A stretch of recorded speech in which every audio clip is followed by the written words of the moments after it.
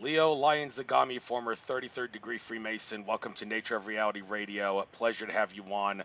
One of the more interesting and intriguing guests I've had on in a while. A lot of my guests recently have been people who don't really have household names if you were to research them and see them, but you, on the other hand, have a very significant household name when it comes to people who have blown the whistle and have, of course, a lot of the interviews you've done on the Alex Jones channel have helped with that. Before I give you the chance to tell your life story from what you experienced in the lodges and outside of the lodges, and of course don't reveal stuff that the Freemasons wouldn't want you to reveal. I respect Freemason secrecy in every regard if you still have that aspect about you. So, but I just need to get a couple things here. First of all, something I mentioned on my past two shows and all my other well, not all my other, but next maybe 8 shows I'm going to do. I'm just going to get this out. For the past 2.5 years, I've goofed in regards to setting up the Skype recorder properly. I had it set to stereo instead of mono, so anybody who's been listening to my show from headphones will realize that it's my voice in one ear and the guest voice in the other. I know that got annoying. Nobody ever told me what the problem was. I assumed it was some sort of sabotage, but I was sorely mistaken. So sorry about the past 2.5 years of shows that are like that. You won't have to deal with that anymore, folks, if you listen to my show with headphones. So that's a little bit of a blessing. But what's not a blessing, though, is I did get a message from the YouTube censorship Nazis, it seems, saying that my channel apparently has a lot of spam.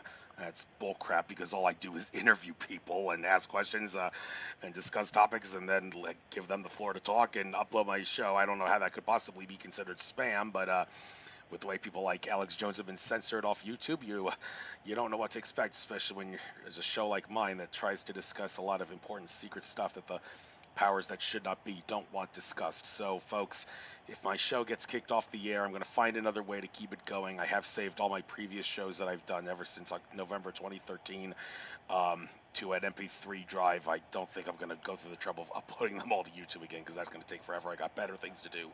But just be warned that it may happen. I'm going to ask Angels and Guides for it not to be, and of course I've asked Angels and Guides to be with us for this show. So without further ado, Leo, I've babbled long enough. I said I'd give you the chance to do this. A lot of people have heard about you. I'm sure you've talked about it on previous interviews.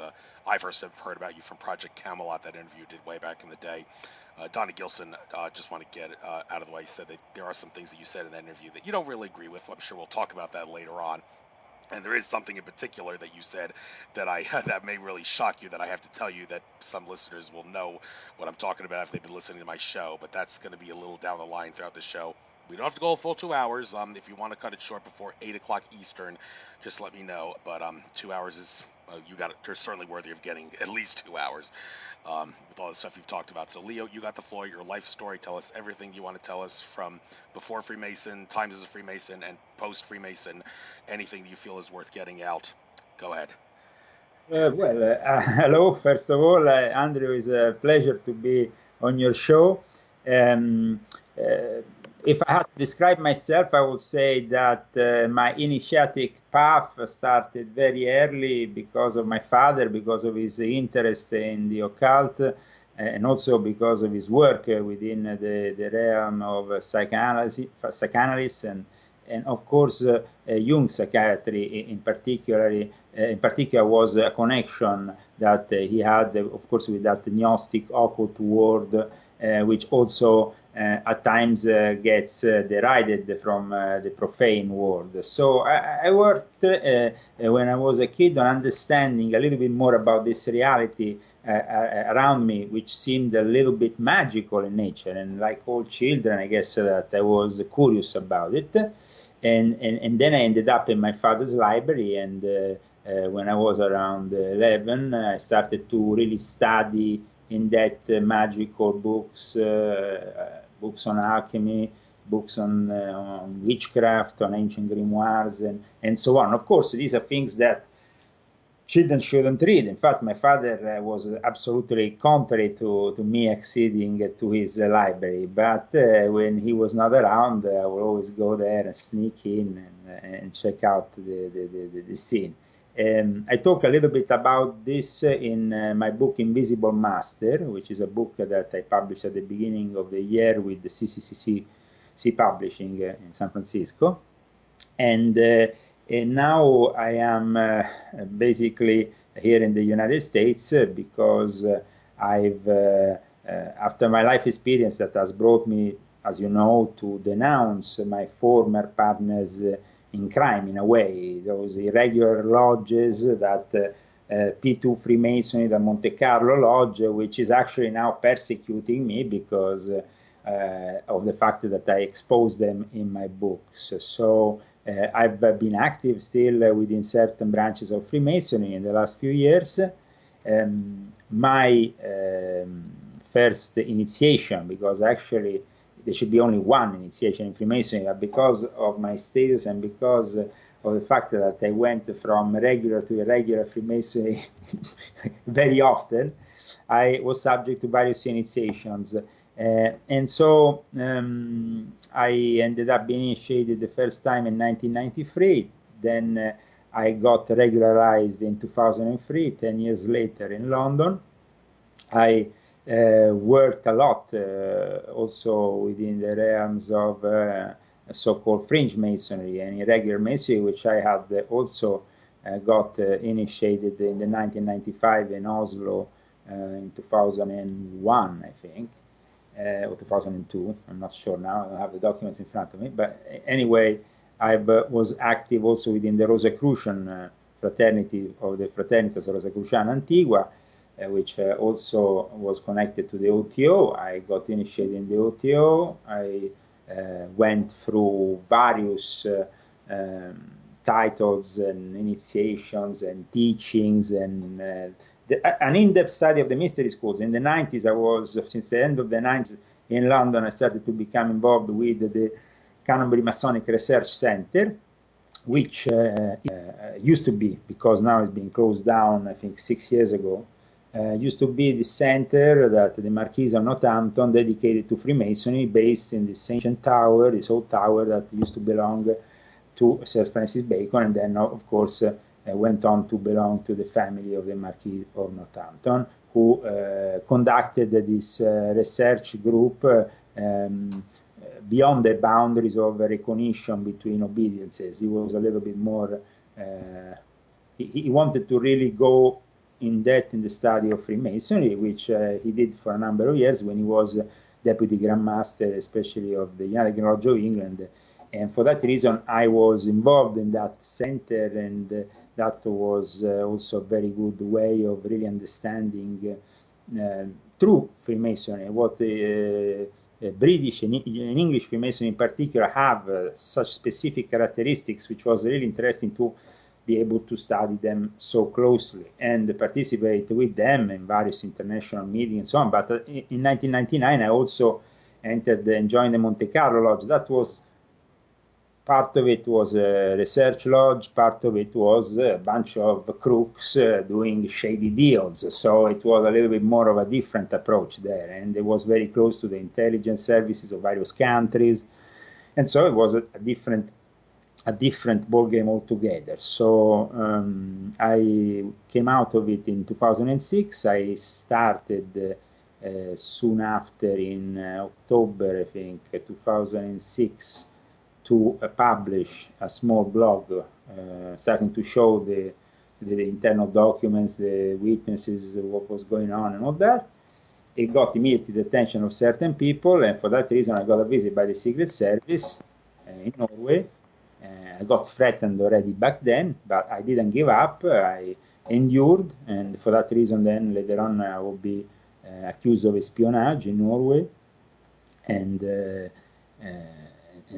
I was actually arrested, but avoided carceration because of an intervention by the Italian authorities and the American ones that, of course, helped me out, and I could finally go back to Italy. But since I went back to Italy, then I went to Japan to publish my first books, and then when I went back to Italy and I started to publish books in Italy too, on a regular basis, that's when the persecution started also in Italy. And for that reason, now I'm in the United States of America. So that is more or less, if I had to summarize in a few words, the life of Leo Zagami up until now. As I said, I've been still active in Freemasonry with my own lodges, more than one in Italy, that worked under the strict temple observance, which I reawakened as a rite of Freemasonry. And that has been a very interesting experience. I've been collaborating with some great Masonic historians in working in establishing the real history of Freemasonry, which is different from the one that has been at times propagated by the official Masonic authorities. And of course, there is a war between factions, and I have fallen victim of this faction, which is very powerful, which works with the Vatican Jesuits, and of course wants to hand me upside down if they could. I mean, if they were back in the days, I would probably be arrested by the Inquisition. So that's about it with the description, Andrew. Thank you very much, and I'm going to basically jump all around here with subjects and topics, but one thing that really stands out seeing from that Facebook page that I looked at, clicking on it from your site, you're wearing a Make America Great Again hat. Okay, so a lot of people are going to wonder, is it worth it to support Trump or not support Trump? I've tried to do a lot of homework on this myself, and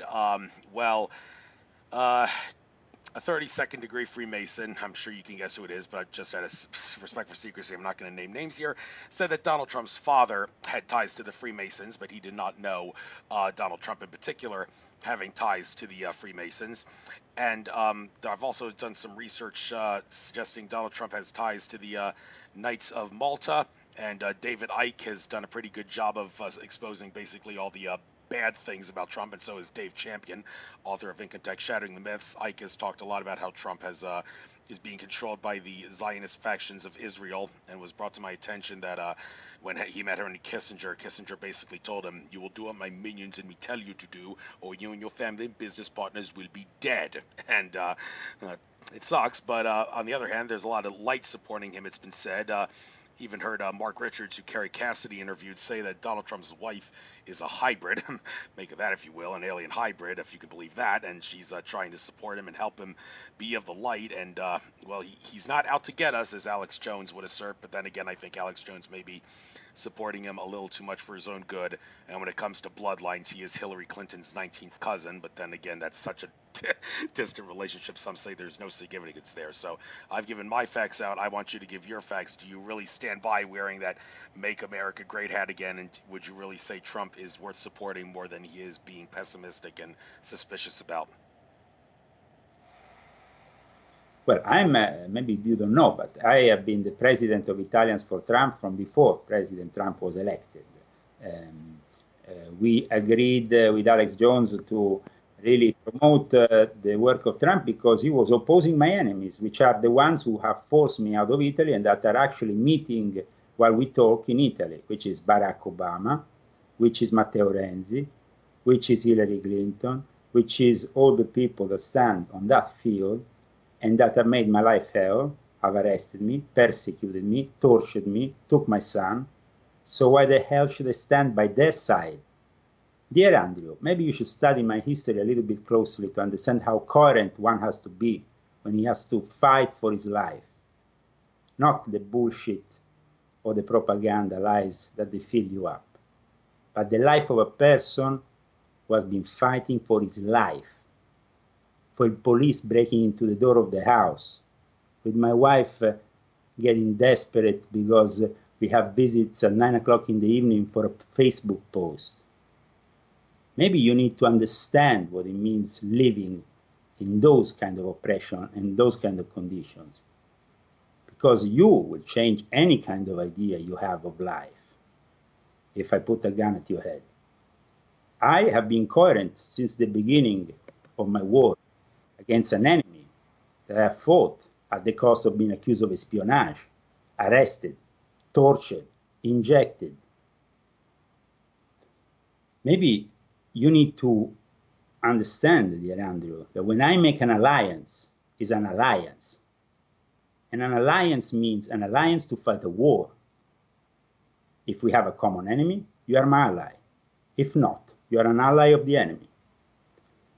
So, when I agreed to become the president of Italians for Trump, I took on a responsibility, which meant later on being persecuted further by Matteo Renzi, which these days has been proven, even by Q, Anon, which maybe you follow, or some people follow, I don't particularly follow, but even him talked about the connection with the Occhionero family, the two brothers and sisters, and all those emails that were taken from them when they were arrested. And of course, then they wanted to plant some stuff regarding Hillary to then, in turn, involve Trump. Well, those people are the same people that wage war against me and my family in Italy.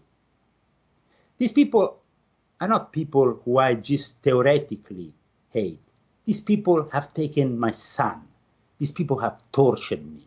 So, dear Andrew, when you talk with me, first of all, a certain degree of respect, because you're not talking with a terrorist here. You're talking with a guy who has put his life in danger. Yes, of course. Okay? I respect you for that. And of course, now I had to move and flee a country, leave all my belongings behind, not because I'm having fun. Get it, Andrew? Of course I do. Okay. So there is one, no, listen. There is one president who has given me his protection, and his name is Donald J. Trump.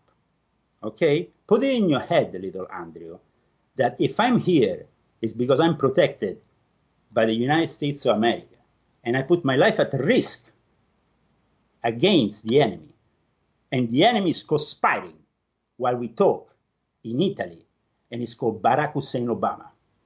And with him, there is going to be this weekend George Clooney and other actors of the deep state. I don't care if you side with one side, the other, whatever. But if you speak badly about my president, I will simply say you're not a patriot, Andrew. Because he, the president of the United States of America, has given me his protection. What are you offering me and your friends, the Democrats? And that Mason was talking with you, who is a Democrat and a supporter of Hillary Clinton. Andrew, we want to make the name of that Mason public. I will not make it only because, as you, I am respectful of the privacy of people. But I tell you, that guy is a follower of Hillary Clinton, known as Hillary. And for me, an enemy. So, now let's talk. The enemies of Trump in Italy, who were planting and was conspiring against him from the moment he entered his presidency, are the enemies who have made my life hell in the last 10 years while I was living in Italy. That's it. So I don't have to add anything here. Fair enough. And well, another person who that knows you that last but not least, a guy who has taken the courage to come to Rome and visit me and put his life at risk is called Alex Jones. And he's another patriot. Clear. No doubt. I do like Alex myself. I loved listening to him. Listening to him made a man out of me in many regards. So and helped me become fearless.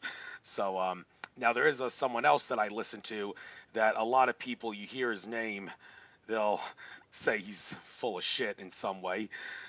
Benjamin full of shit Fulford. And yes, that 32nd degree Freemason did tell me about how you had lost trust in Fulford, because it's not that Fulford meant bad or anything. It's just that he was kind of too easy to fool, maybe with some of his sources that were kind of trying to feed him disinfo and lead him the wrong way. Now, I don't know if I maybe heard wrong, but it seemed like in some of Benjamin Fulford's updates, he actually mentioned you and seemed to hint that he himself doesn't trust you as much as he did in the past. Did I actually hear that correctly? And there is a Benjamin Fulford Facebook page, but Ben Fulford did make it clear on his own website that Benjamin Fulford that you see paddling a boat in a river on Facebook is not him. That's a phony Benjamin Fulford account.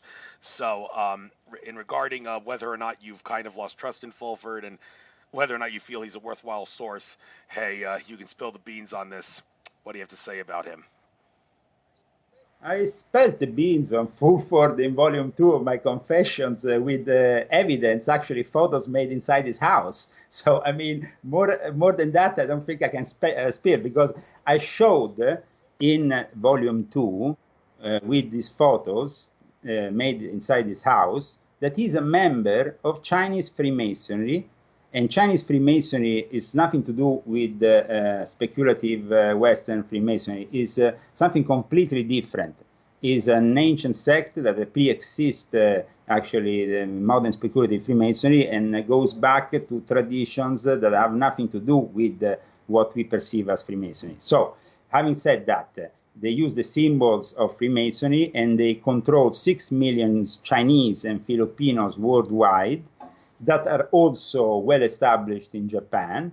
And he basically, he asked me a favor after we wrote 2 books together to come to Europe, to come to Rome, and talk with certain members of the P2 and other intelligence services about certain things. He wanted to have an idea. Okay, so I said, well, at your own risk, you can go and meet with these people. It's no problem. You come to Rome. I actually guested him a few days in my apartment. And, you know, I was friendly with him because I met him in Japan. He was kind enough to actually make me publish my first 2 books with him in Japanese. So I thought he was a friend. The problem was that when he went back to Japan, after meeting all these people, he suddenly turned around the whole thing, because when he came to Rome, he actually even, you know, we exchanged formally initiations in our own secret societies, my Ordo Illuminatorum Universalis, and him, he claimed that he was transmitting me some kind of initiation by this Dragon Society. When I understood, though, that behind this whole Freemasonry that he was pushing, there was actually an issue that went back to China. He was a Chinese agent. The guy was working for Communist China, because it's true that these Chinese Freemasons are also connected with Taiwan. But it's also true that both the founder of Communist China and on Taiwan are the same Chinese Freemason that belongs to a certain family, and that these bonds belong to this family apparently. And then they were found, some of these bonds, as you may know, were found in Italy. Then we went to meet with him also because of that. In Japan, there was also a meeting concerning that. And then, of course, there was the involvement of certain people I knew with that whole affair of the bonds. But Benjamin Fulford, in the end, confessed to me while he was in Rome that he was a Chinese agent. Now, when you confess to me that you work for Communist China, you lose every credibility. I'm sorry, that's it, you know. I mean, there's not much I can add, you know. He's a communist Chi-Com spy. That's it. Okay, and again, there's a lot of people that are going to hear you say this, but are still going to want to listen to his videos when they update. So, well, I'm sure there is a lot of people, and that's why the Chinese have found an ideal tool to spread certain disinformation. I mean, I understand that one has to make a living, and that, of course, Benjamin Fulford, being used to be the head of Forbes, and, you know, he has probably a standard of living, though. I mean, I went to his house. It doesn't seem like he's, you know, excessively rich or stuff like that. I mean, you're living in Tokyo, so. But Fulford has also an agenda which is pushed, and I sensed that when he came to Rome, by the fact that I think that to a certain extent, he is demonically possessed. And I tell you why. When we were one day after dinner having a chat in Rome during his visit, he asked me if it was possible to evoke some demons together and film them on camera. I said, listen, I don't do that kind of stuff. I mean, that's black magic. I mean, why do you want to do something like that? And so that was Benjamin Fulford. And when he went back to Japan, he had to twist things around to make a story of it. And so he started to say that some people I presented to him chased him with a pistol, another guy nearly killed him, and, you know, and he I guess, you know, I mean, he says some truths, but unfortunately, he just loves to put it all together like it is, I don't know, like it is a Japanese manga cartoon of some kind. That's it. Okay, fair enough.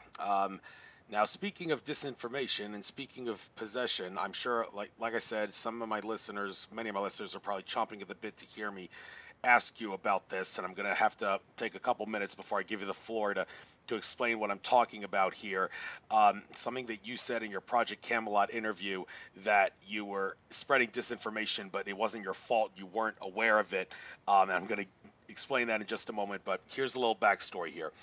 Andrew Bartzis, Akashic Records reader. Now, you may be tempted to interrupt me here, but please don't, because this is important.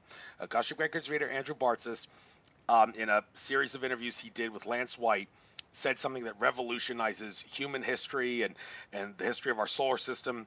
And that statement was, Zecharia Sitchin's first 3 books are extremely accurate. And when I heard that, my jaw dropped.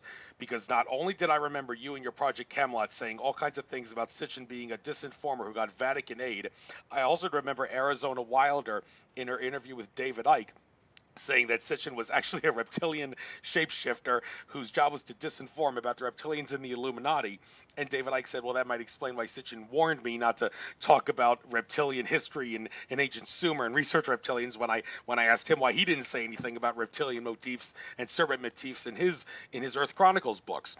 And when I had the chance to meet Andrew Bartzis at a meeting, a conference in Sarasota in October 2013, I decided to set the record straight on this, and I told him, you do realize your statement about Sitchin's first 3 books being accurate is going to cause a lot of people to be confused. And I told him what Arizona Wilder said, and I told him what you said in your Project Camelot interview about Sitchin being a fraud.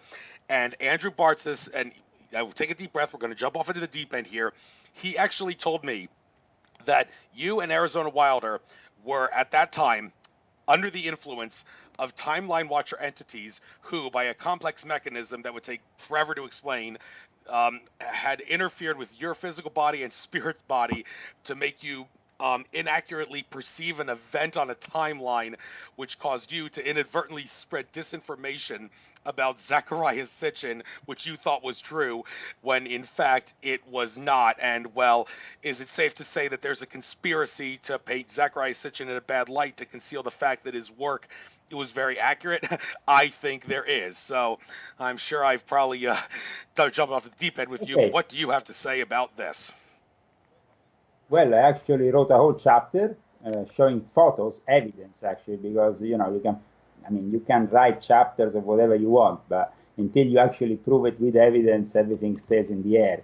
So in one of my most recent books, which is volume 3, I think, of my Confessions, I published these photos that show Giuliano Feramonti and Zecharia Sitchin. Now, why did I show the photos of Giuliano Feramonti and Zecharia Sitchin, and who was this guy? This guy was the guy who was basically working with Zecharia Sitchin in bringing stuff between the Vatican and Zecharia Sitchin, who made a deal when Zecharia Sitchin met with Corrado Balducci.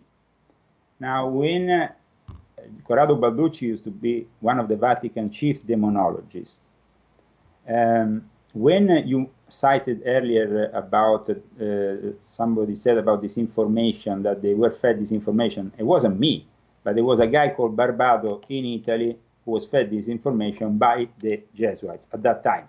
We're talking here about many years ago. As you know, the interview with Project Camelot is very, very old.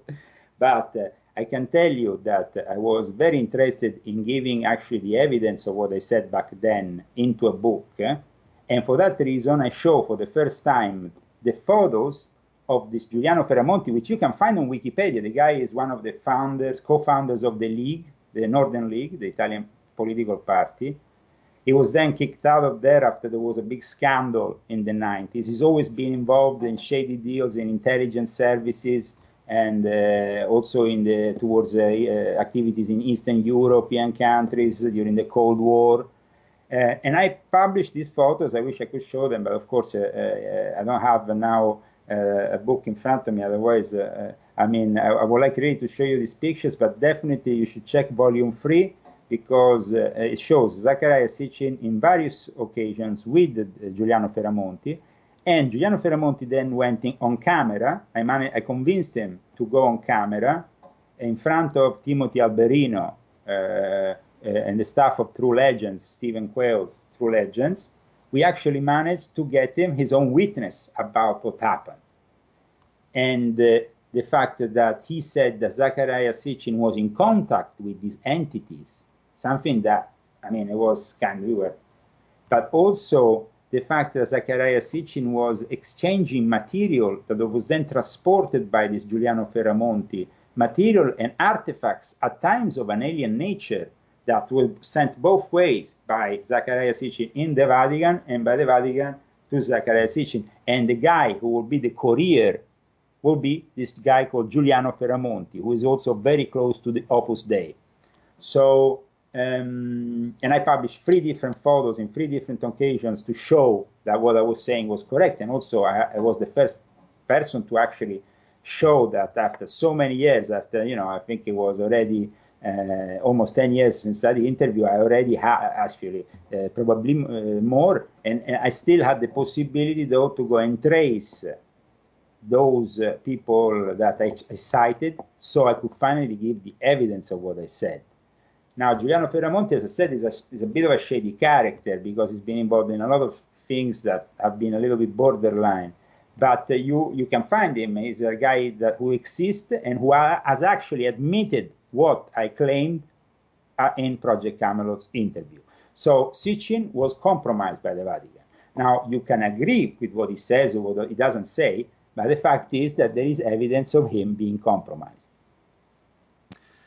Yeah, I mean, people are going to be skeptical. I mean, Carmen Bolter, who worked with him, the Pyramid Code lady, she said Sitchin had an office in Rockefeller Tower, and it's kind of hard to get an office in Rockefeller Tower unless you have an Illuminati agenda. But I mean, that there are exceptions to that. I mean, that doesn't necessarily mean he's working with Rockefeller. But then again, what do we know? There's a lot of things you don't. In fact, Jordan Maxwell, he said Zacharias Sitchin told him a lot of things about where he got the info for his Earth Chronicles books, and he said the things he said would make his hair turn white, would make our hair turn white.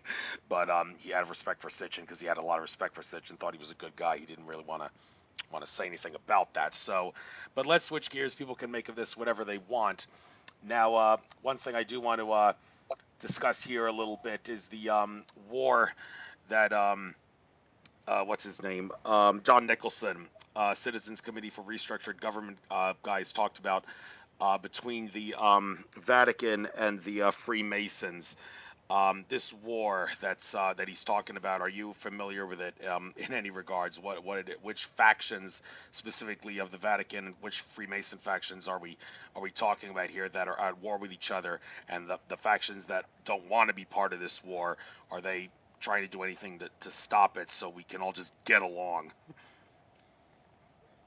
Well, there is a certain traditionalist factions close to the Lefebvre movement, which you of course might be acquainted with, the movement founded by the schismatic Cardinal Lefebvre, who wanted to, the late Lefebvre, who basically wanted to retain those elements that the Second Vatican Council had purged, because the Second Vatican Council has been a revolution, a progressive revolution in which Freemasonry has infiltrated the Vatican, but a certain branch of Freemasonry, being the one headed by the Grand Orient of France, that irregular branch made of atheists, which of course have people like Macron, and who of course are also allied with the Edmund Rothschild faction of the Rothschild family. But at the same time, they are also allies with the Jesuits, and they have a long tradition of having conspired behind the scenes with the Jesuits. And that's why the Grand Orient of France has what is known as liberal Freemasonry. And you can actually find it on Google, so you can understand. It was created the moment in which the Grand Orient of France, in 1875, basically broke the rules of Freemasonry by not believing anymore in God, letting atheists in their lodges and substituting the volume of the sacred law with a page, white pages, a book with white pages. So a completely, something really disrespectful towards the concept that in any case you should have always a God on top of regular Freemason. So that's when communists started to shape through the help of the Grand Orient of France, and the Grand Orient of the Russian people will be the one that will shape the future Soviet Union. eliminating the Swedish Rite, which was practiced at the time, which was too Christian. So there has been a war between factions in Freemasonry, but I have to say that then the wars are always won by the people who control the communication, and they manage to make it look like they're the ones in charge, because of course the winners always write their own version of history. I would say that at the moment most branches of Freemasonry worldwide unfortunately have been infiltrated by even that progressive liberal force of the Grand Orient of France that was seen skeptically by the regulars is starting to become too accepted, because they are starting to shape up something for the new world order that, of course, is also one world religion. But in the meantime, those progressive forces have infiltrated the Vatican and have crippled the faith by infiltrating the Second Vatican Council, which in turn in 1966 terminated in December 1965, and from 1966 that's when I describe also in volume 6.66, which is my book, my latest book, I describe is the year zero of Satanism, because at that point the Catholic Church is forced to abandon Latin, and instead here in California, modern Satanism is shaping up, and we know it from the foundation of the Church of Satan and other sects that will gradually instead start using Latin as a reference in their masses for their rituals. So we see on one side the Christianity and Catholicism abandoning Latin, and Catholicism abandoning Latin really is something very bad for Catholics, because it was really the last thing that characterized being a Catholic in a strict sense. So this abandoning Latin, but at the same time the Satanists instead take over this Latin. It's very interesting, but that's what happened. These regular forms of Freemasonry that are now trying to oppose what's happening, like you said, they say there is a war with the Knights of Malta involvement. It's already been lost the moment in which the Pope, over a year ago, has basically took over the show. A sovereign order that for many centuries was always independent was put under the control, an emergency. The Pope issued some kind of emergency decree, so he took over the order took it from Cardinal Burke, first of all, because Cardinal Raymond Burke is somebody who's very close to Donald Trump. He was judged as an enemy, and too close also to those Masonic traditionalists that will like to be closer to Christianity, not the ones that instead are closer to the progressive faction.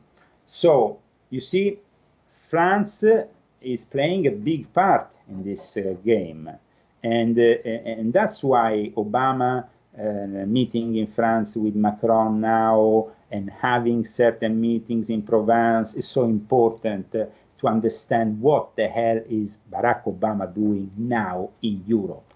That's what he's doing, conspiring against the United States of America like the whole of the Democrat Party has done, because the Democratic Party is in the hands of people who are clearly mondialists. The Republicans would have been the same if Donald J. Trump didn't come around. The difference with Trump is that the guy is simply a multimillionaire, he's a billionaire. Now, you can't buy a billionaire, you see? And that gives him at least a margin for freedom. If I had to enter the political arena in the US tomorrow morning without money, I will always be subject to the control of certain lobbies or certain factions that have given me the money to then push me through the process. Trump doesn't have that problem. And that's really what makes the difference here. I'm not saying the guy is perfect. I'm not saying that he doesn't support certain elements within the Zionist forces, but the Zionists themselves, I have nowadays refought my whole idea regarding Zionism.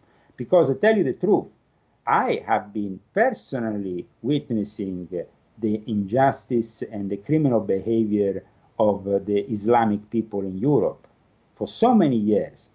And Israel has never done, within Israel, the Palestinians, of course, they claim their own territories, but they are also barbarians in the way they act. The Islamic people are barbarians. Islamic people are really primitive people, and Satanist. I can say that because I actually went and lived with them and know what they are preaching within closed doors. These people want to raise the flag of Islam on top of the Vatican. That's their ultimate, you know. So how do you think I feel about that? Well, I don't want them to raise any flag on top of the Vatican, because these people took my son, and these people who work also with the Clinton Foundation. I haven't seen my son now for 11 years. So you see, this is a personal war. Now, who is going to be my ally in a war? Is my ally. If we have the same enemy, we can be allies. But you can't tell me, you know, oh, your ally has this or this other problem. I don't care. I don't care. So if I judge the Israeli Jews as being my allies because I think that what they have created now in Israel is civilization compared to the rest of the Middle East, which is crap, complete crap. I mean, really. Have you ever been in the Middle East? Yeah, I was on mute. Yeah, well, only briefly. I was when I went to India for the International Yoga Festival in March. I took a brief pit stop in Qatar. That's the only time. Can I add it to you? But India is not Middle East. I said I took a pit stop in Qatar on my way to India. So. Okay. So, what was your brief spot experience? Really nothing much, because I was basically in the airport the whole entire time. But it's another airport in the world. It's more or less standard approach of every airport, the same thing. So it's not very. But let me tell you, the problem with Islam, a religion which has never reformed, a religion which has been channeled by a guy who was clearly a pedophile, who married the little children. I mean, can we just? And then this guy, of course, was linked with certain elements in the demonic, because it's clear from studying the Quran that the Sirius appears 2 times in the Quran. And Sirius is a star which has links directly with Set. Set is Satan. So that's it, guys. I know I said it to break it to you, but even theologically, I could say that the link with Satan is pretty clear. Now, you could say that even the morning star can be perceived as the same, no? But the fact is that we know for a fact that Mohammed was depicted as being satanic by the Catholic Church until a few hundred years ago. And we have evidence of it. So it's clear that Mohammed has some kind of satanic element. Then you would say, okay, St. Francis wanted to bring us all together, say that in the end of the day, you know, Ismail and Isaac were brothers, and we should all make peace and love and live forever in peace. That would be great, you know, to be really peaceful with each other and have a different approach with the reality. Unfortunately, everybody's subject to the rule of the dollar, and we know how much the military-industrial complex is able, together with certain factions from certain secret societies, in manipulating, crafting reality. So in the end, we are always drawn towards fighting never-ending wars. But it's also true that certain religions like Islam make themselves more subject to that manipulation because of the ignorance of most imams that preach it. I mean, when I was involved within the Islamic movements, I noticed that the cultural level, the medium culture, let's say the medium cultural level of each imam was maybe 1 book aside from the Quran. And that happened even rarely, because most of them read only the Quran. So we're talking about people who have read 1 book in their lives, and that book is a book that preaches hate, killing the Jews, the Christians, boop, boop, beep, beep, pop. So these people are not suitable with their religion into the Western world. And the earlier the Democrats and the left-wing faction realizes of this, the better it is for them too, because they will be the first ones to be actually persecuted. I mean, these are people that throw gays out of roofs, you know, they do things that are terrible. They persecute people in a way that is just barbarian. So we need to understand, okay, you can criticize the Zionists because, of course, you don't agree with them occupying the land of Israel. And I criticize labor Zionists because they're socialists more than anything else. Because for me, instead, they might even have a right, because it's a fulfilling a prophecy, so that's it. But then when it comes to the political side of things, there is too much socialism in Israel. There is too many atheists in Israel. And that's not a good thing. That's why you have, the whole kibbutz mentality and the whole socialist thing, it's very Soviet Union. So the Jews have a big problem, because it's not Netanyahu, the conservative forces, the problem.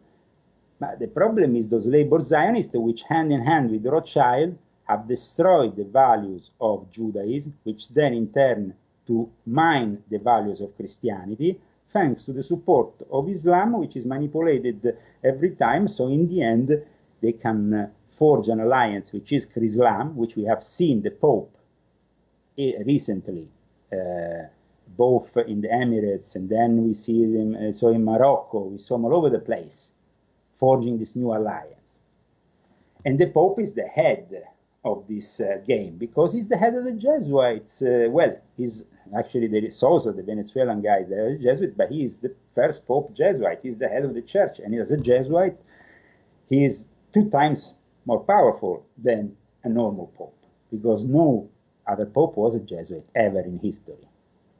So during the Second Vatican Council, when the Vatican made an alliance with the Zionists, they made an alliance with the labor Zionists, because they were involved also with the Grand Orient of France, and in turn they're all a bunch of atheists and all a bunch of Satanists. So this just to make it clear.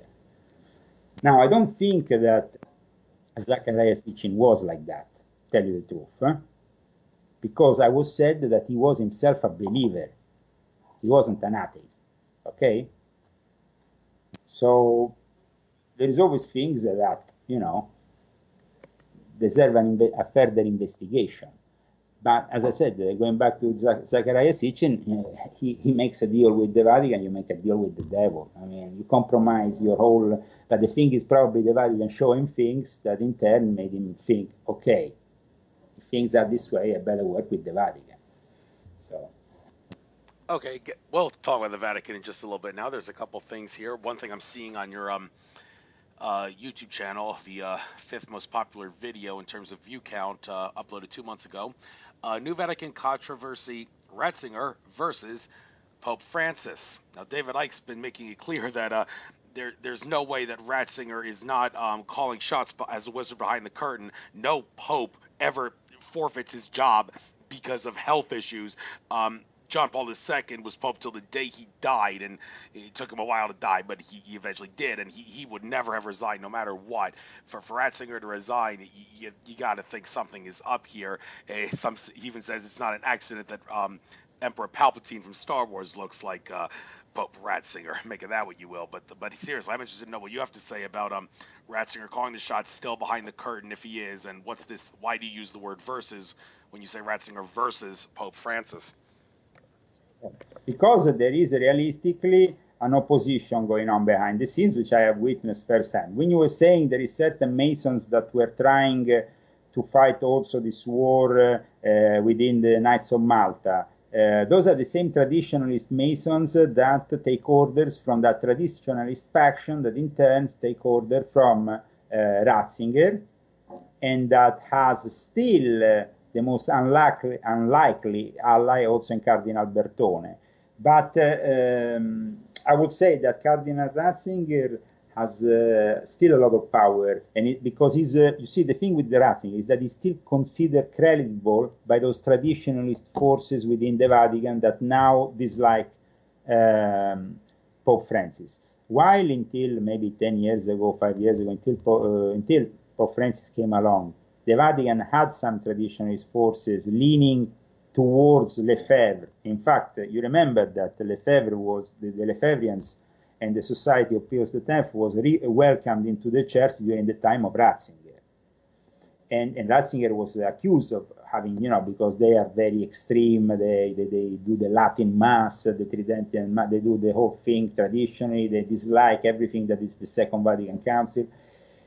And Ratzinger was also the one to say, let's republish the Roman rite of the exorcism. So Ratzinger was a guy who was trying, even if he was compromised himself by many things, to still stand by tradition. Then, at one point, Cardinal Maria Martini, the late Cardinal Maria Martini, a Jesuit, forced Ratzinger to resign because he said, your position is being compromised. And I described, even before he resigned, how that position was being compromised is because one night, apparently at 2 or 3 o'clock at night, they found Ratzinger in a car outside of the Vatican with a younger guy, and they had to call the satellite alarm because they got stuck there, and so this whole thing came to light, and it became a scandal that, of course, could be used by the Jesuits to force him out, because the Jesuits had a mafia of St. Gallen, a sort of lodge based in Switzerland in St. Gallen, which kind of wanted to already place Pope Francis already at the time of the death of John Paul II, when Ratzinger was finally elected. But he was elected with maybe a minimum amount of votes respect to Pope Francis that was already back then his mentor, Cardinal Maria Martini, this is the important Jesuit, who in the end wanted to be buried in Israel. So we go back to an alliance that there is here, a secret alliance between the Jesuits and the labor Zionists. I don't know if you ever heard of the work of Barry Camish. Have you ever heard of it, of his work? I think I heard it correctly, and I don't think I've heard that word before, no. Okay. Say the word again. Okay, Barry Camish, who died 3 years ago, he was a Canadian-born Israeli writer and public speaker. Now, he was a guy who I had the luck to know during his lifetime. I think that from him I learned a lot about what was really happening in Israel, and I managed to get certain elements that were very interesting from his work, because it's not all black and white and the whole of Israel is made of Zionists. I mean, Zionists also accusing somebody of Zionism means we have to distinguish here, because Zionism means wanting the state of Israel, not necessarily wanting the state of Israel means doing something bad. I mean, you want something that it was actually prescribed by your holy book. So then you have instead those people who don't have anything to do with the religion, because labor Zionists, let's remember, are socialists. They are the same socialists that have been mind controlling Hollywood, and that unfortunately after the McCarthy after there was that initial persecution of communism in Hollywood, they lost the game, and they lost control of the whole Hollywood establishment that went way on the left.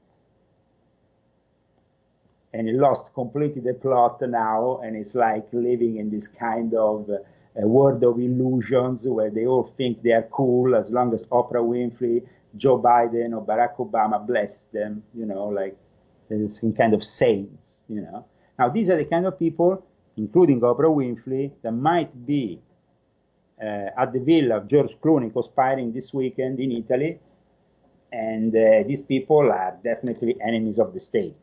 For real. And we could include Will Smith too, as he's also their friend, So I hope I gave you a clean idea of how I view things. Yes, thank you.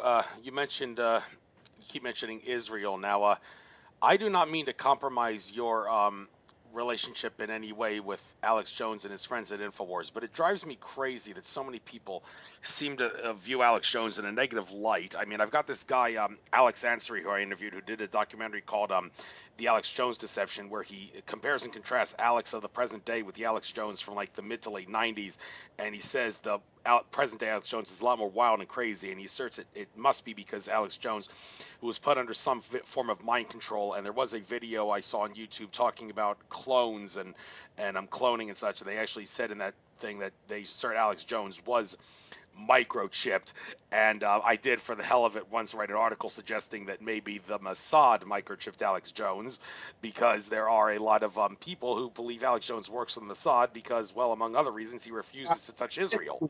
So where does that come from? Come on, guys. I mean, there is a lot of disinformation going on. that regards me, and there is a lot of disinformation that goes on regarding Alex.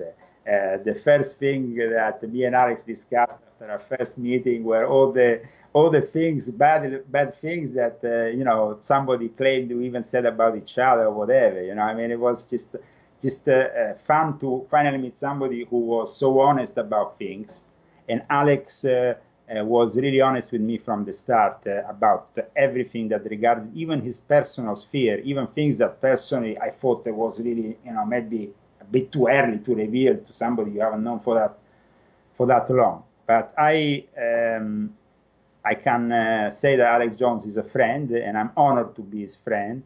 And I will be bringing to him on the 4th of July, as a true patriot, this golden bottle that was crafted in Italy, in Venice, and that was made for the Italians for Trump and presented in Palazzo Ferraioli in front of the Italian Parliament and in front of the American Embassy on the 20th of January 2017 for the inauguration of President Trump. We were the only country outside of the United States where we celebrated in such a lavish style President Donald J. Trump. So I'm very glad to bring this bottle, which is, of course, a very, very expensive bottle, but it's also a very prestigious bottle. It's handmade. Each one is handmade in Venice out of pure gold and glass, you know, and it's something really incredible. So I'm really glad to do that, because I really think that if I, you know, I mean, if I didn't have Alex coming to support me in Italy, I don't know, man, if I would be here today, because things were turning really badly for me in Italy. I mean, these people were not joking, and they're very powerful. I mean, they're trying, imagine, they use them to bring down Trump from Italy. You know, I mean, the enemies of Trump use people like Renzi, Gentiloni, these people, and their intelligence services. Imagine the level of persecution that me and my family had to be subject to. So I am really glad that these people believed in me. They offered me a platform. They helped me selling books. They helped me survive. When my books were purged out of the Italian bookshops, literally purged out of the Italian bookshops, when there were publishers in Italy like Un Editorio, Collana Exoterica, who called, you know, basically called me up under Christmas, and instead of saying, oh, we are glad to be, you know, you are one of our authors because you sell so many books for us, they just said, we're not going to publish your books anymore because you are politically involved. You're too politically involved. When I was involved in the Pitchfork social unrest in Italy. So this is what what I mean. I mean, there has been people who have been close to me, and those people I recognize, they are close to my heart, and I am my real friends. And so for me, it's not really difficult to see who is on my side, who is my enemy, because my enemy has made very clear they are my enemy. Believe me, they made it very clear. And they made it very clear over and over again. And my wife had so much psychological damage out of what they did in Italy to us. I mean, it's been really a persecution that, I mean, normal people are not subject to that kind of thing. I mean, it's like living in Nazi Germany. I would like for you to have somebody saying, tum, tum, tum, 1 o'clock at night, saying, can we see inside the house? Can we look here? Why are you publishing this? Why are you doing that? I mean, this is outrageous. Europe is becoming an Orwellian state. We are in the hands of the enemy here. We are in the hands of those ex-agents of the Soviet Union, like Angela Merkel, that have transformed Europe in a new Eastern European bloc. There is no more, you know, there used to be a bloc here between East and the West. There used to be a bloc in Germany. There used to be a wall for these kind of things. There is not a wall anymore. Well, now the only countries who apparently resist this whole thing are the actual countries who used to be formerly communist and hate communism and hate the guts of communism, like Poland, Hungary. Go to those countries and try to preach your socialism, idiots. You're never going to get anywhere with that kind of thing. So the problem here is the New World Order, the Jesuits. They have instigated this whole thing, brainwashed whole generations of libtards since the end of the 60s. And in turn, we have lost, of course, whole states like California, Colorado, and so on, that now in the hands of the enemy. And the enemy is not behaving anymore like a political enemy. No, no, no.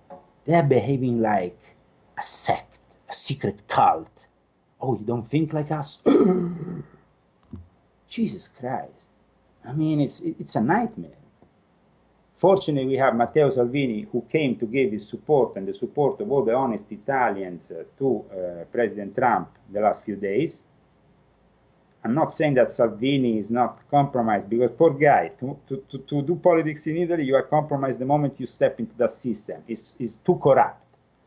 But Matteo Salvini, at least, I mean, is trying to oppose, though, I mean, he had to do a coalition with the Five Star Movement that is in the hands of George Soros and the Rothschilds, so it's not easy.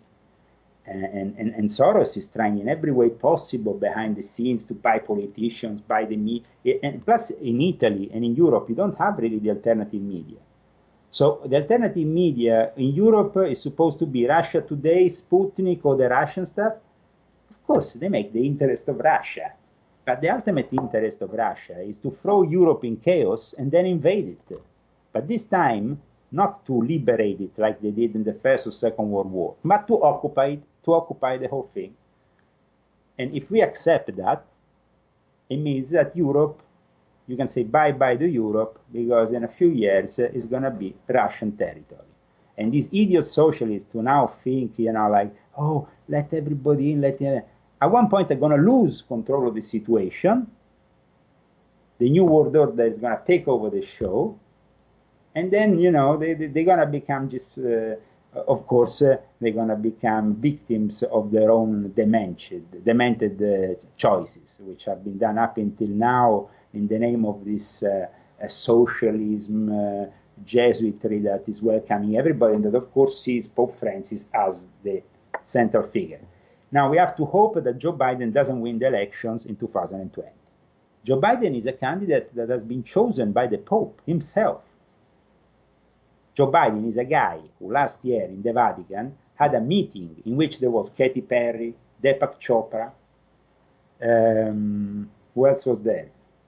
A few other known people, now they don't come to mind, but I mean, there was quite a lot of people, and that from different walks of life, that makes you understand that this whole scene, you know, it's in the hands of the Vatican.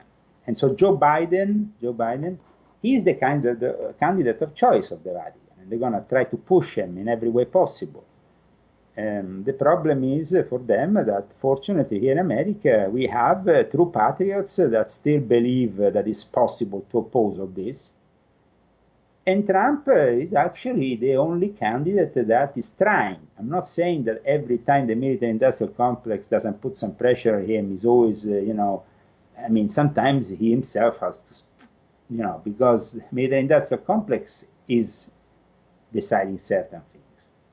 But at least for what Trump can decide, he's definitely deciding things in a way that I admire, and inspiring other heads of state worldwide to maybe take a different direction from this mondialism that has to be lived passively, where I have to passively take on board all the changes that every day implement artificial intelligence, everything that is around us. Of course, we know that Trump is not doing enough to stop 5G. That's something that we should, and we are trying with people like Alex Jones to make him understand, and hopefully he will, because it's a very important that he understands the dangers, you know, that imply using certain technology. And then let's remember that there is an alien Democrat agenda behind the scenes. John Podesta, Hillary Clinton, these people, and Obama are involved with extra-dimensional demonic entities. These people have sacrificed even human beings and children to do what they're doing. So, Thank you. I was about to ask you about Joe Biden being the New World Order minion of choice, but you did cover that. Now, as far as the other Democratic presidential candidates that Trump is going to go up against, if I were forced to pick, let's say you knew the Democrats were going to win, which Democratic candidate would you want? Well, Elizabeth Warren seems to be the one who has the best heart of gold. She's not perfect, but I've seen a lot of things that Elizabeth Warren seems to stand for in regards to like some of the petitions that I've seen that have been offered on the net regarding what she wants. But would you say that she is not the one that is compromised by New World Order forces, and were Trump to lose, if you had to pick a choice among Democratic candidates, she would probably be the best choice in regards to one who cares about humanity and wants government to do good for people? Who, Pocahontas? Yeah, Pocahontas. That's their nickname.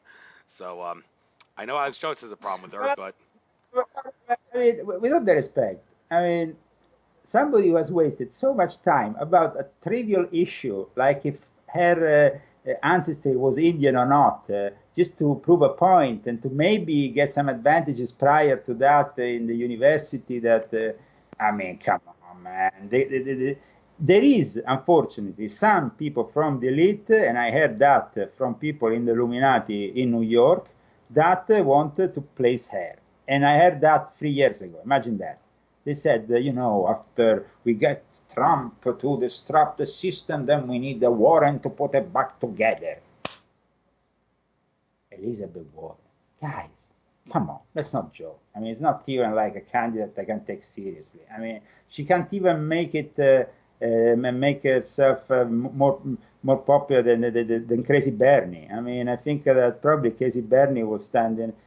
What do you think? You like a confrontation, Crazy Bernie with Pocahontas, and then on top of that we can put Joe Biden? My God, guys, these candidates are jokes. I don't think they can go anywhere. Sorry. Well, yeah, the problem with the Democratic Party, aside from the fact that it's been the only way they win, the Democratic Party. Yeah, no. You know the way they win? If they rig the elections electronically, they use their own electronic trickery to actually get the election won illegally. That's the only way they win. The Democrats can only win the next election illegally, not legally, trust me. Right. Well, some people even said that Hillary could have won, but because of so many votes for Trump, the voter machines basically went overload, too many votes for Trump, voter fraud impossible, because you're throwing a monkey wrench in the system with all the Trump votes. So the best they could do was show she won the popular vote, even though she didn't. But but it blew up in their face because it was destined to be a landslide. Now, in regards to the Democratic Party being compromised, and why it's been infiltrated so much by the New World Order, more so than the Republican Party now. I mean, you say these libtards from the 60s and all that, people that are liberals, they want the government to be their mommy, their provider, and that's not what government's supposed to be. Government was created to exert by any force to protect the rights and property of everyone under the government, in particular people who couldn't stand up for themselves and needed some collection of force to protect their rights and property. The Democratic Party is that and then some, being the provider. They're basically turning wussies into people who say, let's let the government give us what we need and want, and that's what the liberals, they're forgetting that liberalism is supposed to be like Thomas Jefferson liberalism, not the hippie liberalism that we have today. Do you agree? Well, I think that they have actually been hijacked by pure communism. So, I mean, there is not even remotely liberal. Here we're talking about hijacking a party which actually had some democratic values, as the name will imply, and changing it into communism. I mean, it's just it's complete revolution, with Ocasio-Cortez being a sort of libtard extraordinaire. With their guys, these people are the big problem here, unfortunately, is that they have educated millions of children, then grown up in adults that now believe in their lies, because they have been brought up in those universities to believe their lies, and now they all believe them. But I mean, guys, sorry to break it to you, the universities were infiltrated at the end of the 60s, and something more should have been done. Maybe even in an undemocratic way for real. Unfortunately, that wasn't the plan. So the plan was to let them be, to let them go into fruition, to then make an alliance in the early 70s with communist China, and to gradually unveil on America that socialism, which has pervaded Europe for the last 25 years, basically since the end of the Cold War, we have been gradually seeing an escalation of those communist forces that actually should have been eliminated. You see, the problem was here that at the end of the Cold War, somebody thought that we could actually get rid of communism, and that fall of the wall, of the Berlin Wall falling, that was the end of communism. Everybody was believing it, you know. You go now to Berlin, oh my God, it's only communists and Muslims. What the hell is wrong with these people? They have such a short span memory. These were the people who were going to the wall crying, I can't talk with my son, with my sister, with my brother, and now they're all communists. Yeah, that's a problem. I mean, it's ridiculous. You want to say something? So I go to Berlin, the last time I went to Berlin, I mean, they spit on the ground in front of my wife because she was American. And that guy who spit on the ground was a Muslim. And this is possible. And I mean, the Americans are the ones who, together with the Russians, liberated Berlin, okay? Liberated Germany, okay? Maybe not Berlin, because Berlin was preventively freed by the Russians, though, of course, part then stayed into Allied forces territory. But what I'm saying here is that Allied forces should be treated still now, even the Americans, and were treated. When I went the first times in Berlin, I went just in the, maybe it was 1994 or 95, I can't remember. But the first time I went, it was the first time John Paul II was in Berlin. And I witnessed myself the respect that people had for Americans, because, you know, still, people, there was a different kind of thing, because, I mean, the wall and the whole Checkpoint Charlie thing had just ended, but there was still a lot of respect for the Americans. Now, spitting on the floor in front of my wife because she's an American citizen and letting a Muslim do that with no problem, that is the Berlin of today, guys. They should. I mean, that is, for me, it's crazy. It's insane. I mean, I'm just. I just think that this world needs to be a little bit more knowledgeable about how evil is communism. Well, since you mentioned that, all right, so you are saying you want to keep speaking, but I said I wouldn't interrupt you, but that kind of leads into what I was going to talk about next, about communists, or forgetting about what communism is supposed to be all about. There's a big difference between the evil dictator Joseph Stalin type communism and the Jesus Christ communism. Jesus Christ communism is being disciplined to live off your needs and giving to the poor what you have that you don't need, to rich give to the poor, as a way of trying to make everyone equal and treat everyone equal. It's not supposed to be government taking in and taking control of everything. That's what it's evolved to, but that's not what it's supposed to be. And it's also, I should also point out that people like Benjamin Fulford, Fulford, some say, and others have talked about the whole thing about a global currency reset supposed to happen, where the dollar is supposed to be, and all the other currencies are supposed to be replaced by some sort of gold or silverback currency, which some say is supposed to be like the starting point to maybe a 10 to 15 to 20 year period where humanity can get rid of money entirely and join all the other ET races out there, who Alex Collier, ET contactee, who I have the utmost respect for, said we're the only race in the galaxy, the only civilization that he knows of that uses money. And you wonder, okay, well, all the other civilizations that don't use money, how do they exchange? Well, they basically have a welfare system where money does not exist. Everybody gets what they need and then some. And people are disciplined and not greedy, so they're able to not want every luxury in the book and whine and bitch like babies if they don't have the things that they want, because they don't want to be greedy. That's the way the young people are, and it makes you wonder, why can't we be like the rest of those people and and join the club. So are you saying that, well, first of all, I want to get your take. What do you have to say about this global currency reset? Because it's getting annoying, this whole, it might happen next Tuesday, and then it doesn't happen, and they keep saying, well, it'll happen someday, and yet we're still slaves to the dollar. It's fucking ridiculous. But do you know anything about that? And do you ever see Earth transitioning into society where we can be communist, but it's communism in the Jesus Christ sense of communism, not the Joseph Stalin dictator communism? Well, the problem is that the Jesus Christ style communism was not really communism. And let me break it to you why. Because he himself announced that he was a descendant of King David. The moment he announced that he himself came from a royal bloodline, it implicitly also confirms that you are basically a monarchist, and that you believe in that bloodline having a legitimacy. So, yes, it's true. Jesus was open to live with a lot of things around him that were, we could claim have a communistic nature. But it's also true that Jesus was a guy highly respectful of traditions. He was somebody highly respectful even of, give to Caesar what is of Caesar, is something that we should understand in this context here.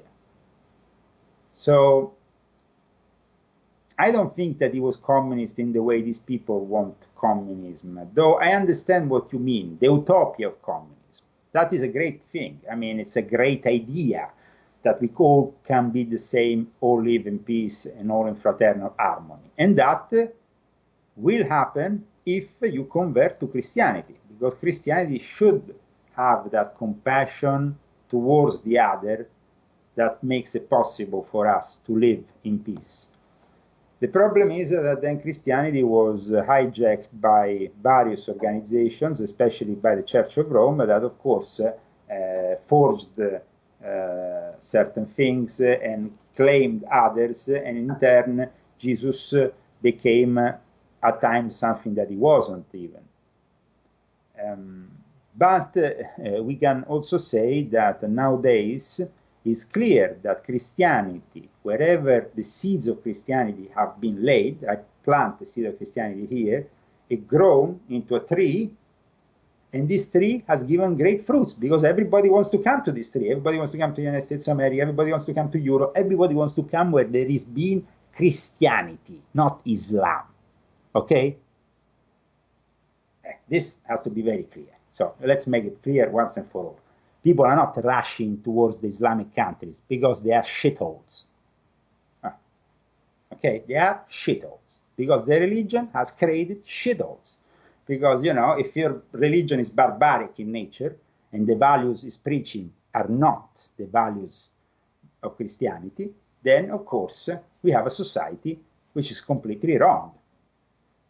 And that's why everybody then, of course, people are not queuing here or crossing the borders in large numbers here in Southern California because we are a Muslim country or a socialist country or a communist country. They do it because the United States of America embraced in God we trust.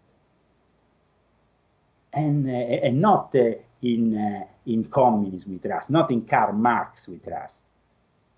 And the fact to say Jesus was a communist, it's very risky when you don't understand Jesus' secrets and the fact that he himself has some bloodlines and he himself is involved in a certain thing, which of course at one point might be revealed. So then you would see that to claim Jesus as a communist is the biggest demented thing I ever could say, because Jesus says, I will come back as an emperor, king, crown on top, not as a communist. He never said that.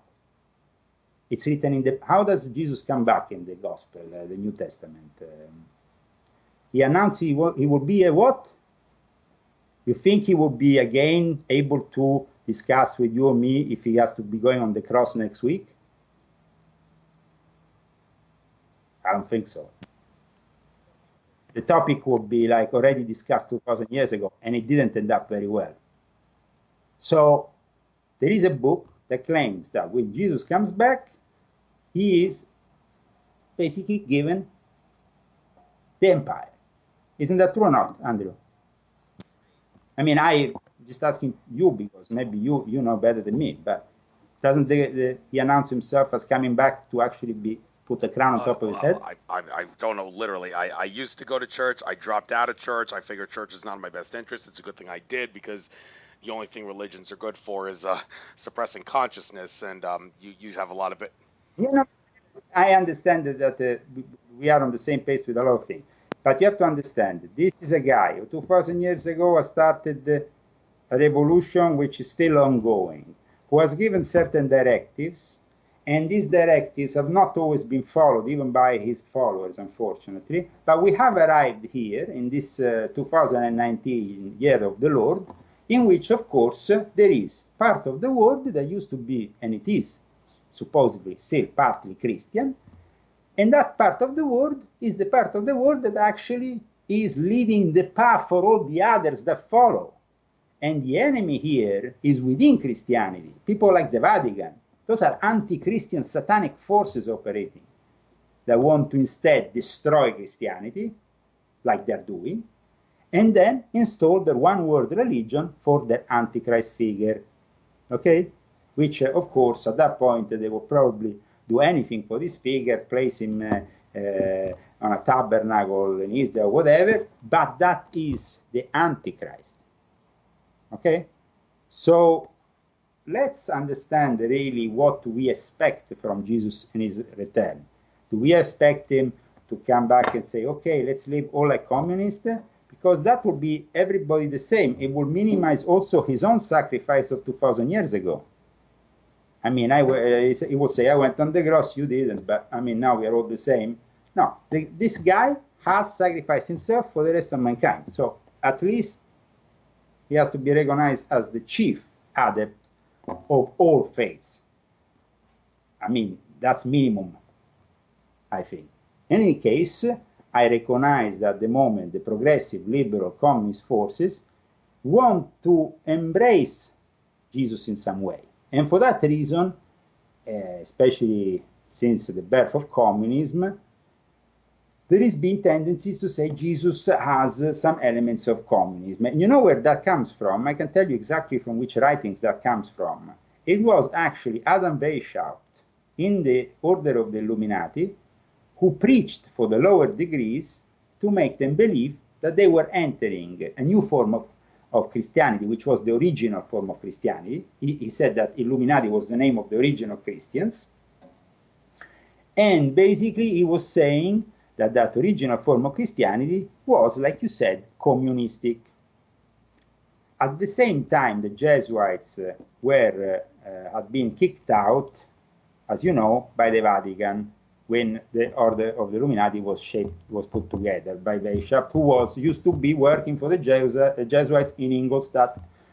So the Jesuits had experimented communism in these reductions in South America, but then they wanted to experiment at a much wider level. So when Weishaupt came around with this project, and the Jesuits participated with him in actually writing the degrees, there was actually Abate Marotti, who was a Jesuit, who then became the secretary of Pope, who wrote actually the first 3 degrees of the Order of the Illuminati, the Masonic degrees, and participated also in the other teachings. And these teachings, like I said, were involved in the fact that everybody gradually should believe in this communism, in replacement of all the monarchies. That's what we know. You know, everybody knows that the Illuminati want to eliminate all the monarchies in Europe, everybody that had anything to do with the bloodlines, and they will replace them with their own bloodlines.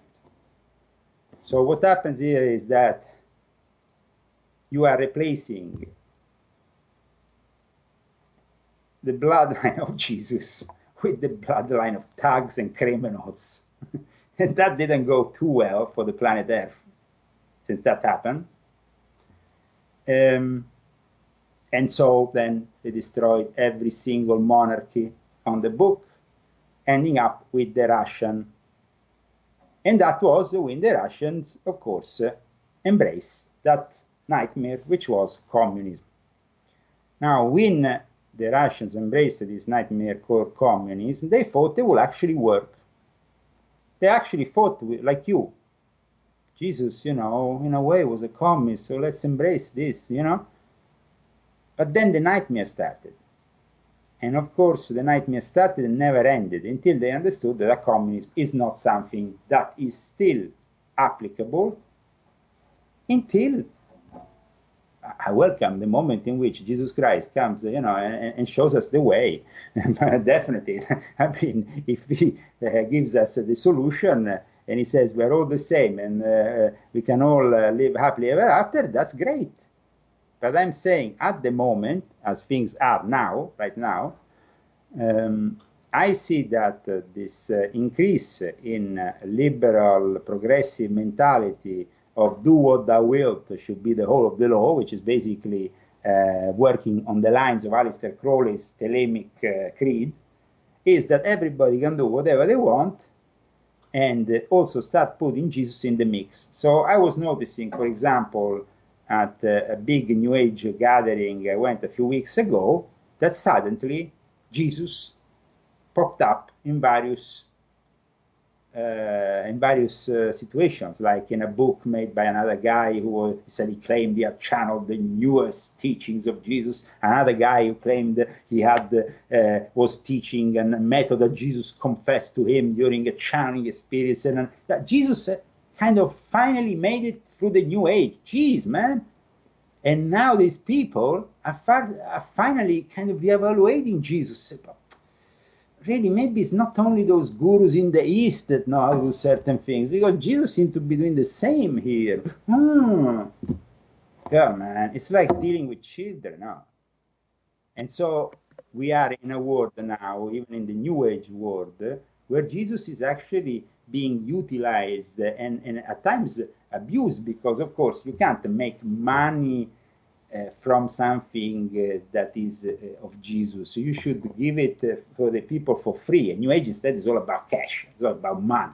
It's all about the materialization of cash through the abuse and use of spirituality to enrich a desert, which of course seems pretty evident here. So we want to enrich this desert with real Christianity. We have to discover what real Christianity really is. And communism is not included in this thing, because we know that there was a respect for Jesus that was well beyond that given to the son of Joseph Stalin or Lenin.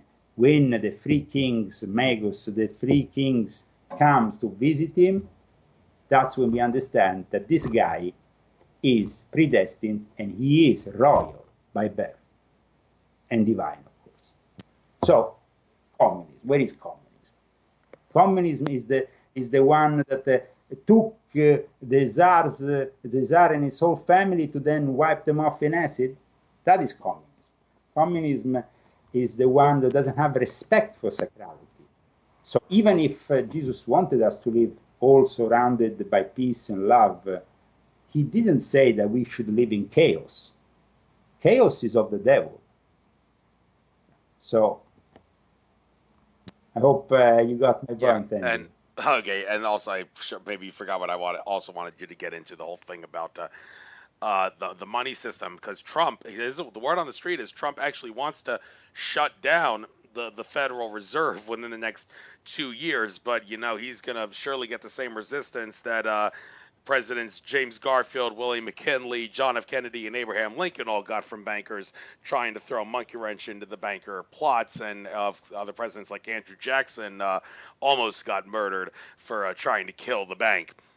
So is there anything that you can say about Donald Trump trying to shut down the Federal Reserve and hopefully the IRS too, in order to make it possible for this global currency reset to release some sort of a gold or silver-backed currency that actually has intrinsic value in place? Do you see that happening, or are we just going to keep going down this hill of the currency reset might happen next Tuesday, and it's not going to happen next Tuesday, and everybody's going to be pissed off and keep hoping it happens next Tuesday? They can wait as long as they want, but I mean, bringing down the families who over 100 years ago, put together the Federal Reserve, I don't think it's easy for anybody. I mean, it would be like, no, I don't think it will be easy. No, those families have demonstrated in Jekyll Island whatever they put together was completely demonic in nature, but it managed to actually carry on up until now. The thing is that, of course, Trump opposes this system, but knows that it will be in place until it's eventually replaced by a system that inevitably will develop in the era of digital currency. I mean, of course, we know that digital currency will become the new world currency at some point. It depends which digital currency will replace the dollar, the euro, the thing. Because in the end, I think that these currencies don't mean anything if in a digital world that is expanding. And of course, we know what the plan is from the New World Order. The plan from the New World Order is to put the mark of the beast, so the microchipping, and at that point, currency doesn't really have value. Yeah, you can then the currency becomes like, there was that movie, you remember, Time or something with there was something to do with the fact that you were buying time, and time will go, how much time do I have left, and you buy the time. But I think that in a few years from now, definitely there will be a currency reset, but it's not something that's going to happen tomorrow morning, like everybody's predicting. Not now. It will. It is something that is inevitable because we're going towards a world without currency, in which the currency is going to be something different, and we're going to have to ethically and morally see if that is the way forward for a civilization. And we have to rediscuss certain things if we don't have any more that hard cash connected to gold, connected to something that was really hard and in our hands. So, I mean, up until then, the Federal Reserve, and of course, the guarantee that we have a backup of some kind still exists in that kind of thing. Also because the Federal Reserve, as I said, was founded by families who want to still have control over the whole thing, but have already, of course, invested into cryptocurrencies and the like. We know that, for example, Bitcoin is being mined and there is nothing to mine anymore. And the people who did that is China, is Soros, so there is definitely been already people that have been speculating and preparing a world in which the currency is something very different from what we are seeing. Now we see that Facebook is putting out their own currency, for example. How is that going to go? And anybody can put out their own digital currency as long as they have some kind of something to back up this system. And so I think that you agree with me that it might not happen tomorrow morning, but gradually and inevitably it's going to happen. Yeah, I hope so. I bought a lot of gold and silver myself, but it's just stashed away waiting to be traded in for some currency that it can represent. So, but anyhow, switching gears to the Vatican again. Carrie Cassidy, when she interviewed Jordan Maxwell, pointed out that you said something about there being a large reptilian base under the Vatican. And when I heard that, I was thinking about what some people in the extraterrestrial contactee field have said about how some benevolent ET factions have actually destroyed many underwater and underground reptilian and malevolent gray alien bases. In fact, that earthquake that happened in 2011 on the east coast of America that caused a crack in the Washington Monument, it was said that was actually the work of benevolent ETs blasting massive amounts of energy into the underground below America to shut down some reptilian bases underneath America. So this reptilian base that you spoke of, that Carrie Cassidy mentioned, that was under the Vatican, is it still there? And if it is still there, do you see any sign that maybe it'll be shut down in the same way that the other reptilian and gray alien bases have been shut down over the past decade? I forgot. I mean, I don't think I said there was there could be whatever reptilian base under the Vatican. Did I say that? I think that's what Carrie Cassidy said that you said in her interview with Jordan Maxwell. Okay. In an interview with Jordan Maxwell, Cassidy claims something that I said I don't remember, guys. I mean, it's okay. I mean, whatever makes you happy. I can say one thing, that of course the Vatican has a link with extra-dimensional entities, is a very old link that has also been connected with the recent alliance which has been unfolding during the course of the last 200 years, but now is kind of taking a new momentum, which is the alliance that the Jesuits have with Russia. And Russia itself, of course, from the time of the Soviet Union, made certain alliances with a specific alien faction, which you can call the Anunnaki, and of course they are demonic in nature. And of course, they are something that we all fear might be not such a benevolent and benign UFO experience. And also there was in the Vatican some aliens that apparently were during the time of Giovanni XXIII, Pope Roncalli. They were actually sealed in the wall of. They actually was sealed with a wall. This room with these creatures. This was something that actually was discovered and was communicated by some people who had some good sources. I mean, it was actually appeared even in the Italian newspapers at one point. I think Il Fatto Quotidiano, something like that. But we can say that.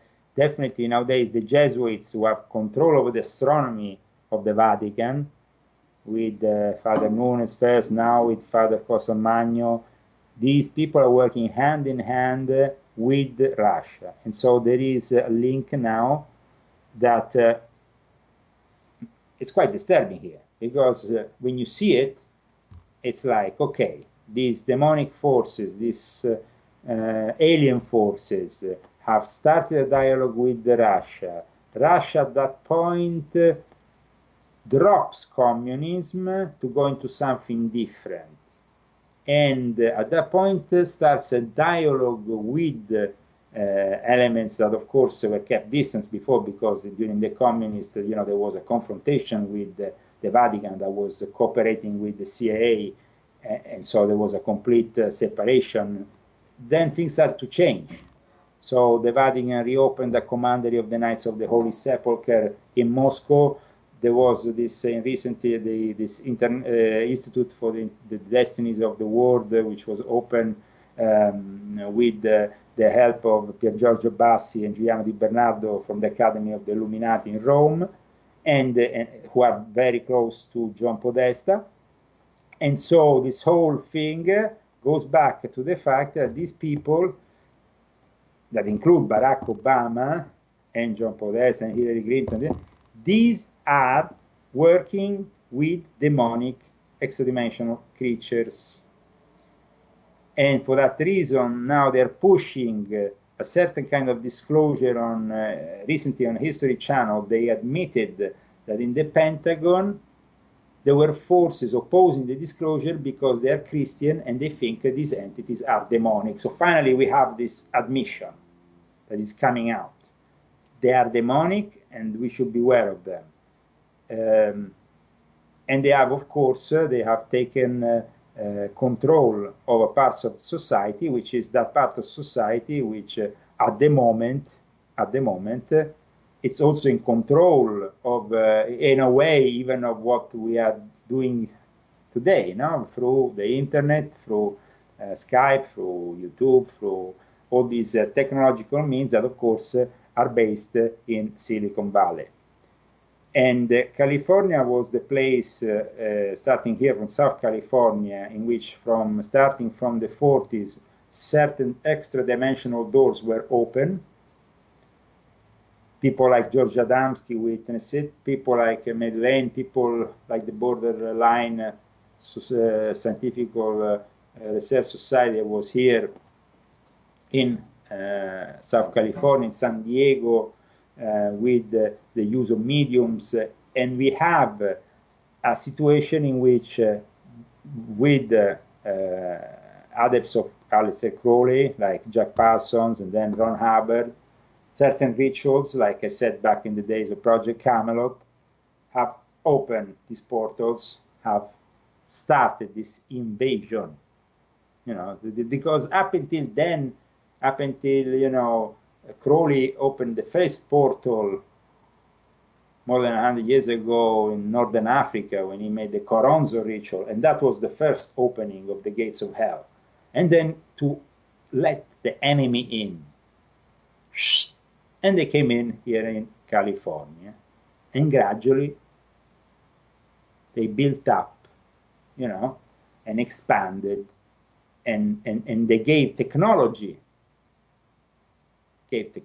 transmitted that technology mentally to those people that were capable to receive it, like Steve Jobs, for example.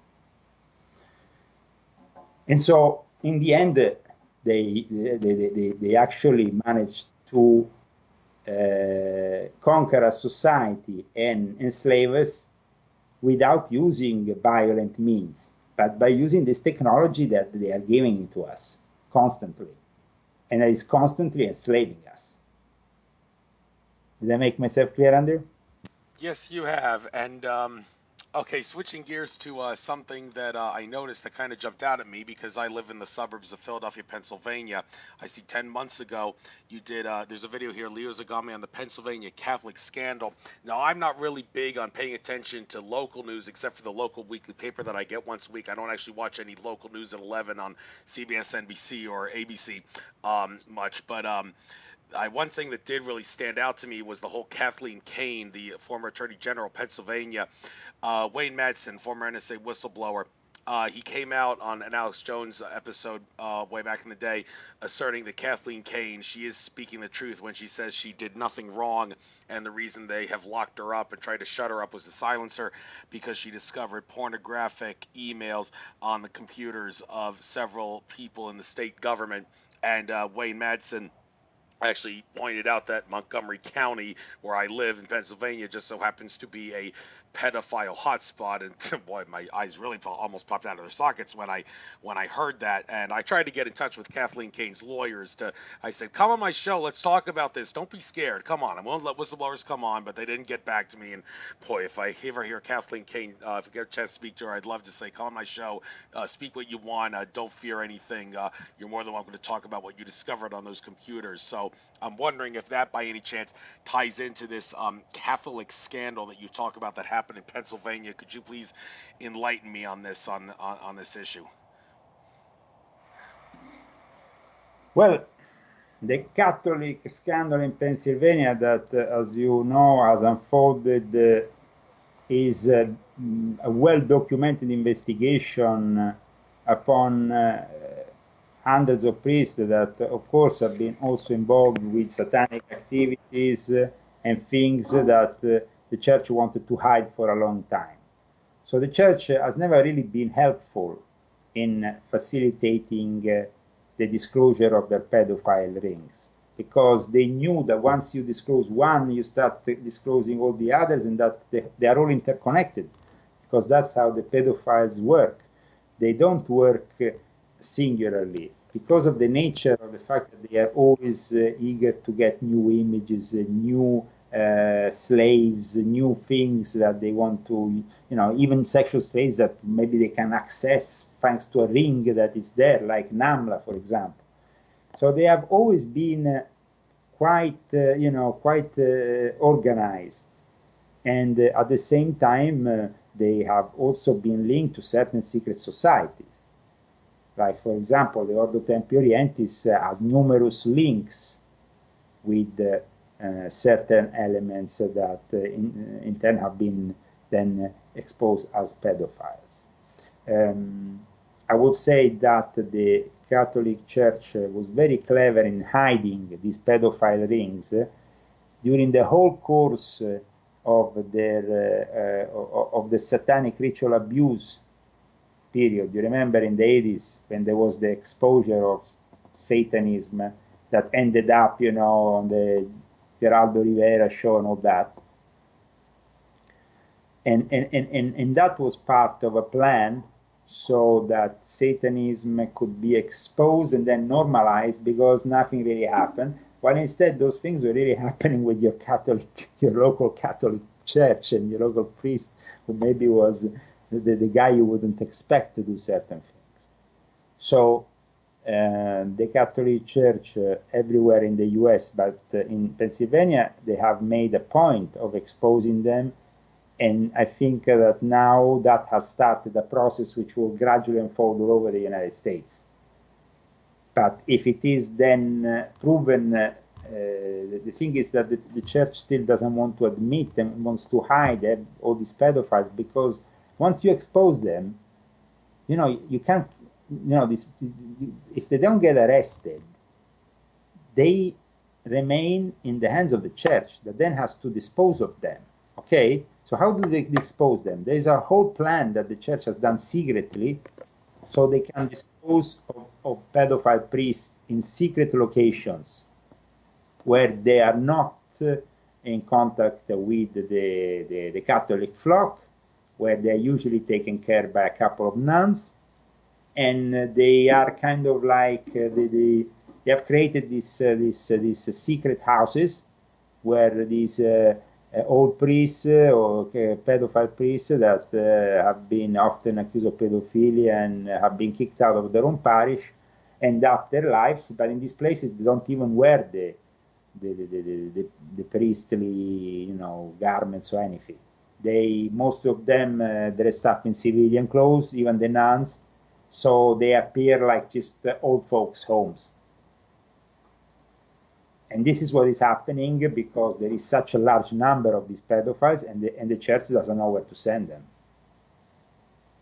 Yeah, it's pretty sad and sick, isn't it? Another thing that's sad and sick, sort of, is I'm switching gears to get back to aliens thing. I'm actually going to be going to California this weekend for Alien Con, humongous alien convention, and the fact that it's on summer solstice weekend will certainly play a big role regarding the energies and the joining of the people to talk about things, I'm sure. You want to say something? Yes. Yeah, let me tell you that this weekend I have a great event which is going to happen for all those patriots and all those people who want to follow me in Antelope near Sacramento, in the Sacramento County area. For more inquiries, you can contact the Prudent Patriot at yahoo.com. It's from 1 p.m. to 6 p.m. followed by a question and answer session. Actually, I've anticipated now the beginning of the question and answer session at 5 o'clock, so you can have more time, because I know that there is a lot of questions coming in for the organizer. And so it's going to be a very interesting event. There is going to be also a candidate with the Republican Party that is going to be there presenting his candidacy for the local assembly. There will be an involvement, of course, with, because it is at a Veterans of Foreign Wars post, so we will give part of the money to the veterans, and I'm very glad about that, because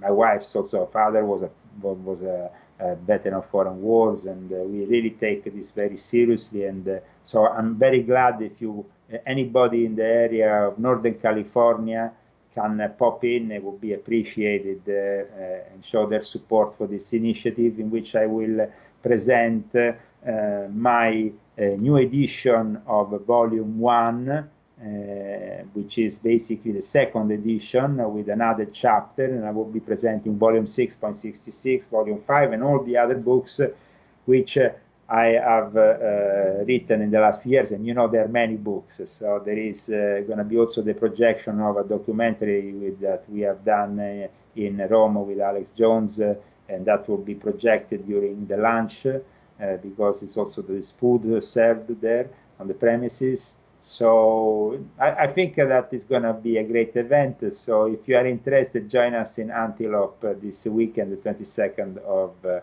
June.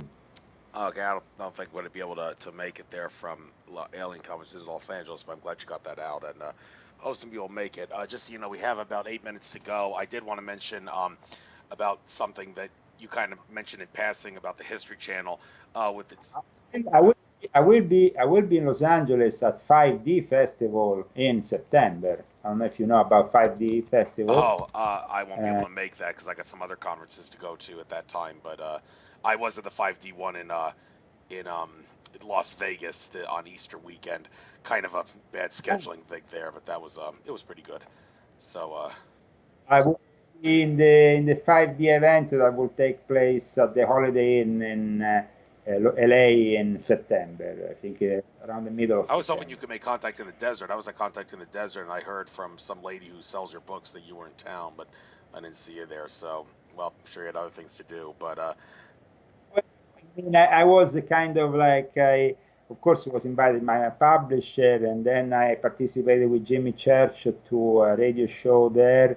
But I mean, I arrived kind of uninvited, but then I was made welcome by all the guests, all the people involved with it, and I'm very glad I went because I met some very interesting people, some like-minded individuals, and it's definitely worth going to contact in the desert. That's for sure. That was my first time at that conference. I tried to name my conferences, and I tried that for the first time, and I loved it. So, but one thing about the aliens that I want to get into before we call it a show.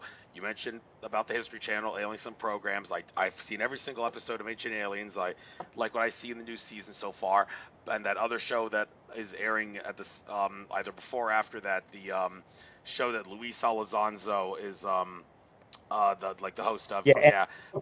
The thing about it was that show in particular I was referring to. It started to point on the fact that it's some kind of conservative forces that don't want to give the disclosure. Well, I have written already in volume 6.66 a whole chapter on why Trump is not giving the disclosure. Because I mean, you're not going to be helping the demonic allies of your enemy, and this is basically what these alien creatures are most of the time. So the disclosure will imply also that you are endorsing somehow some creatures that might then fight against you because they're simply demonic, and you are fighting that force. You know, if you're opposing that demonic force, well, there is only the angelic forces that eventually can be on your side. But the angelic forces are something that, of course, far higher, and that will very rarely pop down on Earth because they have very rarely found people with that pure heart to receive them. Yeah, the thing about Luis Elizondo that kind of drove me nuts, though, I met him at a MUFON conference and saw him in person, first time at a MUFON conference in Cherry Hill, New Jersey.